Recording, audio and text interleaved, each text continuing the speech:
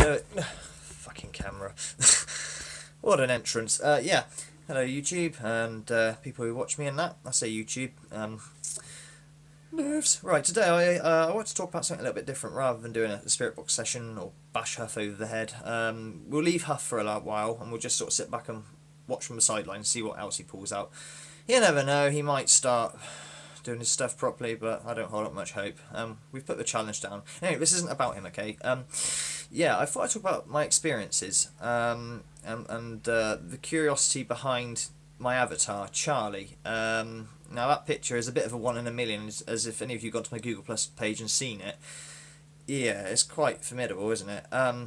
Some say he's a shadow man or a hat man, and some people say hat mans and shadow men are bad, you know. But he protected my wife before I come on the scene, and when I was on the scene, apart from trying to test me a little bit to find out if I was good boyfriend material, I guess, never did a damn thing that was bad, you know. So I believe because of that, and also because of Mortis, he's got a familiar spirit called Ian, as you might well know, who is a fallen angel. They have their own agenda. If they want to be assholes, they'll be assholes. They're just like people, I guess. If they want to be nice, they want to be nice, you know. Kevin's got an interesting take on it. He basically says there is no fallen angel. It's like just positive or negative. And I suppose one thing you could say is a rose by any other name is still a rose. So whatever they are, with horns, without horns, spooky, shadowy figures, they are what they are. You know, you can name what you want. That's what they are. Anyway, Charlie, how did he come about? Well, the first entrance to him was with my wife's kid come running down the stairs one day saying, "Mummy, mummy, there's a man in my room with his friend also crying." She goes up to investigate, like, what? And all of his battery-operated toys are just going on one, big time. And she put it down to maybe the batteries are going flat and they've had a surge. I mean, I've had that happen before on a car. I've been driving along and suddenly every single thing on the car has, like, the wipers, heaters have come on. But instead of just coming on, they've come on, like, real quick. The wipers are going crazy. The fans are going crazy. Everything that's electrical. And all of a sudden, bang! And obviously the car stops, open the bonnet, and there's a big hole in the side of the battery, literally. So, you know, it happens, but it is rare, so she didn't think it was anything spiritual. There's always bangs and knocks, and the kitchen was always messed about. The drawers were slammed shut all the time, and the kettle, curiously, was always turned on at random times. You'd hear it click, and you go in there, and it's been turned on. Perhaps he fancied a cup of tea, I don't know. But, yeah. What was the real eye-opener was one night she was asleep, and thankfully her boy was in her room at the time because he was a bit freaked out because of these weird happenings. And this bedroom I'm in right now, the bedroom door was shut, and she could hear dragging sounds. Like she got like these big, if I can show you, I mean, I use this now as a I'll tell you what I use it for in a minute. It's a big candlestick, giant one, and I use this as a symbol to the spirits. Mortis says put a symbol down, not necessarily of something that is dead itself, but something that resembles death to give them, you know, a sign where to go, etc. Anyway, yeah, you could hear these candlesticks being dragged along outside, and she thought, oh god, what, we've got a burglar in there or something? So she, you know, she didn't dare go out. She just stayed there and, you know, laid low, if you like, and all these noises, dragging sounds and whatnot.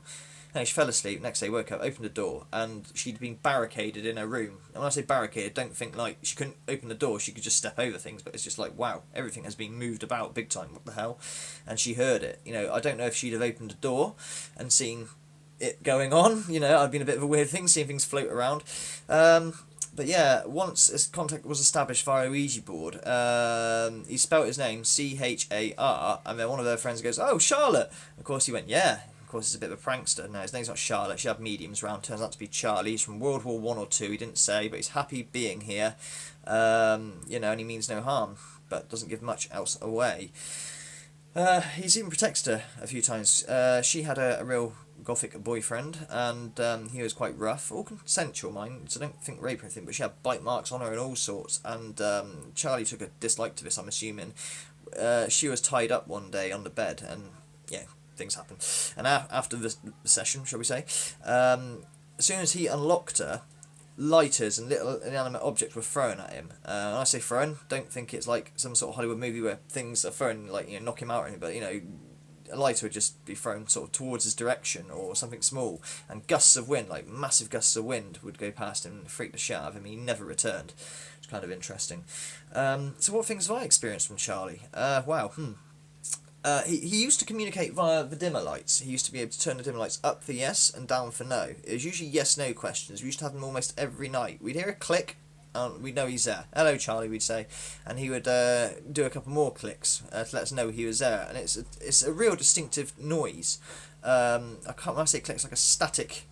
I can't really describe it. I mean, we still get these clicks here and there, but they're not Charlie's. They sound a little bit different, and I wish I could sort of get the camera out and show you what that sounds like. But it's very hard to know when they're going to do it, because when they do it, it's a click. It's over.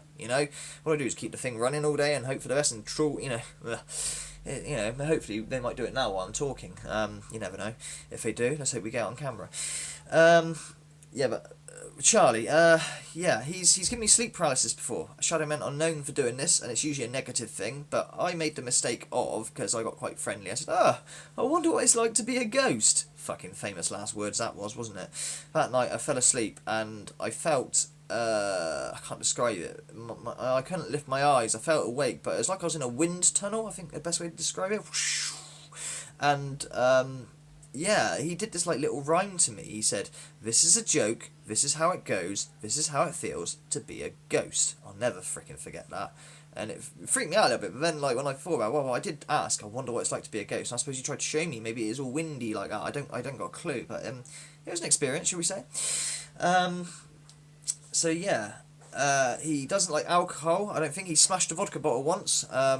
In the kitchen, they're all out having fun drinking and that. This is before I come along again, and almighty smash. Well, the vodka bottle was on one side of the room, it was smashed completely on the other. Moving away from Charlie, what recent experiences have I had? Well, open air speak is a rare one, and if you have open air speak or ever heard it, it's rare to behold. This isn't EVP, or it could be classed as EVP if you had your camera out and you caught it, if that makes sense. But actual open air speak is live. It's as if someone's talking to you, but there's nobody there. And it happened on Christmas Eve, midnight of all things. I woke up to go to the toilet at about 10 to midnight or something stupid. I sat down on the bog like half asleep, and I heard this "Silent Night." It was like a monotone. I wouldn't say it's creepy as such, but it was monotone, metally sound of. I thought, Christmas carolers. It's midnight. What the So I got off a bog and went to investigate. And I got to the top of the landing, and the noise of this was not emanating from my front door, it was emanating above me, so I intensely listened, like, wow, this, I worked out what it is pretty quickly. It was spirits doing this, and I have done a spirit box session recently. Apparently a spirit called Wayne did this, and I asked him why, and he just said, festive. Okay, it's festive, okay. But, after the third line, it stopped, and I was just left with deafening silence. When it's like midnight and everything is completely silent, this singing broke the silence, so it was quite loud, but as soon as they stopped, it was dead silent. Unbelievable. That was kind of an interesting thing. I woke my wife up, and she's like, no, it must have been Christmas carols. I was like, well, midnight, we've never had Christmas carolers in our entire time of being here, so what are you on about? Honestly, it was above me. And she goes, "Oh, go to sleep." Anyway, as we pull the covers up, we hear, it wasn't singing again, I can't describe it, it's like horns, like really loud, sometimes I get the same noise on my spirit box actually, it's like I can't describe it, it's really sort of hell sounding almost, and it sounded like, rather than 2 or 3 spirits singing something, it sounded like a fucking group of them had congregated directly downstairs underneath me, right next to my Christmas tree, and I did this noise, and it lasted only about 3 seconds. By fuck did we shit. But usually I investigate or try and make contact. No, I really shat it, and we just sort of hit it because like, whoa.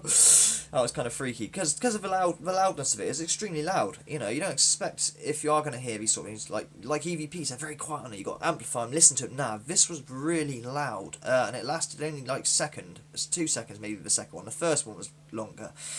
What else have I had? I think I've astral projected. I say think in a loose way. I've done it twice, and each time it's actually frightened me. I have a habit of needing to go to the loo in the middle of the night, and I do it like on autopilot usually.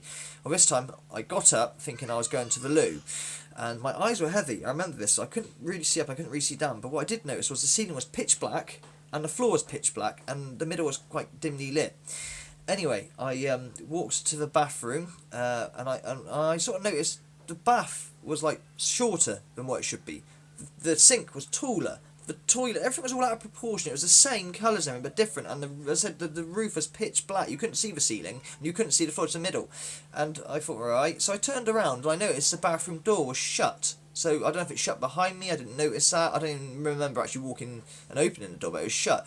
I didn't even have to try to open that door, but I thought, fuck, I can't get out of here. I cannot get out of here. And I started shitting it. Now, my wife knows I love nightmares. That sounds really psychotic, but I do. I find them like a roller coaster ride. They're really thrilling. I've had all sorts of good nightmares. Like, I've been chased by a police in a car, a fast American car. I think it was a 4-speed if I remember rightly, and I could feel the torque and the jolt.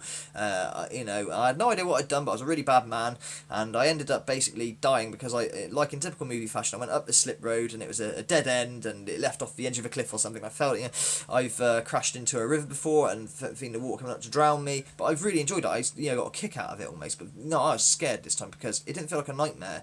I was there, but I couldn't get out yet. I didn't even try to get out, and my wife heard me make some strange noises. She kicked me really hard to when she knew I was sort of in trouble, and I was there. So some people say you didn't astral project them because you're away from your body, but I don't know if someone moves you, you get zoomed right back or whatever.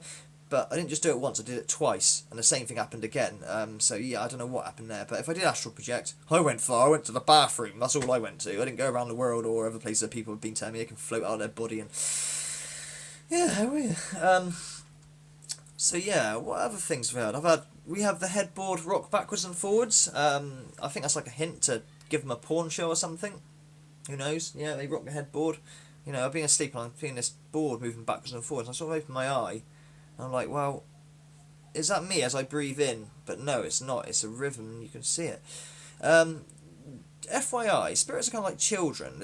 Charlie was good. Like when he did shit and clicks, because I've caught him moving things before. He was fucking about my belt one time, making it like I took off my clothes to get into bed. So I was in this bedroom, my belt was on the floor and it started moving like a snake, like an essay lifting up. I was like, my eyes fucking deceiving me here. But yeah, only gently. It was very, very strange. But if you get scared by these things, because one night he was just playing it like a big time, he just kept clicking and fucking about. I just wanted to go to sleep. I was like, fuck's sake, stop it, Charlie. I want to go to sleep. Did my head and kept going. I suppose he found it funny. But if you talk to them like a child, usually they stop, you know. So yeah. So don't ever show a spirit weakness. That's one thing I will say. What else has happened? Oh, I've had so much I can't bloody remember. I blog a lot of it. I had it all documented down on my PC, my laptop. Not the one that I used to show you playing Neo Geo. That's a PC that got donated to me. It's useless. It's got Windows Vista on it and it's slow and you can't do anything with it other than play games. Go figure. But yeah, I had it all documented and the PC died, but I've got the hard disk, so I'm hoping to bring it back. My daughter has seen spirits. She's been seeing spirits since day one. Harry. We don't know any Harrys, but she always used to bang on about Harry. Blah, blah, blah, Harry. Well, one time my wife was doing me a video of her on the swings so I could look at while I was doing my taxi work late at night. And I was watching this video that she'd done for me, and I noticed she was waving to the left, my daughter. She's only like 1.5 at this point. Waving to the left. I thought she waving to? Because that park is empty. It's always empty. And my wife confirmed this. Well, you can hear cooey, a real metallic cooey. You know, that's what Victorians do. Who uses cooey to a baby now? I'm assuming that was Harry, you know? So she doesn't see him anymore, I don't think. I asked her if she's done, but she used to. So yeah, I suppose when you're really, really, really young, you might be able to see these things. I remember actually thinking about it. I've got a memory back when I was a kid. I used to see an old woman in the corner of my dad's house every so often, only for a flash, a second, like an old woman with white hair, and she'd just be sitting there, and as soon as I like properly look at her to focus on her, she'd be gone, and I just took it as whatever, you know, I was only like 2 or something. I felt breathing on me before. I've been asleep, and I can feel like a slight breath on me, and the minute I've gone, I know you're there, it stopped. It's kind of weird. Yeah, what else have I had? Lots of things, I just can't remember. But I'd like to hear your experiences, what else you've had, not ghost box wise necessarily, but actual physical things. Have you ever had open air speaks? That's the big one for me. I've had growls before as well. But yeah, Charlie, protector, very nice person. I say person spirit. Never gave us any crap whatsoever. For a shadowman who's meant to be evil, as they all are allegedly. Like I said, I think they all have their own thoughts and feelings. Maybe they want to be evil, maybe they don't want to be evil. but he stayed a long time, and we got offered by 12 Hour to do an episode with them, and we decided not to. We didn't want to send them out, and we kept silent for years. We told him, we're not going to tell anyone about you, okay? We're privileged to have you here and learn that there's something else out there, you know, and I've broken my silence, but it's only because it's been nearly 2 years, maybe about 2 years now, since we've heard from him. And I know it's him because his click is so trademark and recognisable, it really is. But that photo, I'll always be left with that memory of that damn photo. You know, it's an amazing photo. It really is. Study it in detail. Download it from my Google Plus and fucking stick it on the biggest monitor you can and have a look at it. You know, he's floating. He's got his hat on. You know, I don't know if that's a World War One hat or a Shadow Man hat. I don't know much about him, but you know, yeah, very good. Anyway, I think that's all I've got to say for today. Like I say, we'll be laying off the old Huffmeister for a bit. Unless he does some more frauding stuff, but you know, the stuff we already know, we've gone over. I've got my Huff Survival Guide if you're new to this and you know, you think you're not sure about what he's about. I promise you, he is a frauder to any of the new people out here. We've asked him on many occasions to do some very simple things but a real person with as much contact as he has would be able to show, and he won't. Yeah, I'm not going to go into it. This isn't a Huff bashing video, but you know.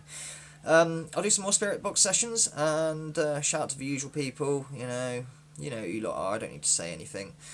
So yeah, thank you for subscribing. I don't care about subscription numbers, but I've been doing this like about 2 weeks, and I didn't expect to get subscribers actually. I will be going back to my blog when I get a chance to write up part 2 of The Origin of Charlie. I'll go into more detail of it, because I've only got very short time on here, obviously. Anyway, I gotta go and be a parent now. See you later, bye bye.